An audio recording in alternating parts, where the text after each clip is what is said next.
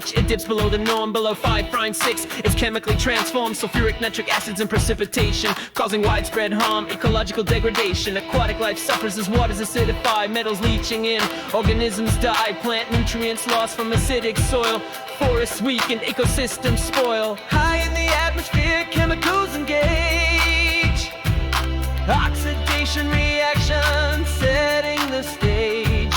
Water vapor captured, clouds getting dense, pollution's impact grows ever more intense. Chemical reactions up above, forming acid rain that falls down on us, damaging ecosystems, lakes and trees, environmental impact that the world sees. Reducing emissions is the solution we know. Cleaner energy sources, that's the way to go.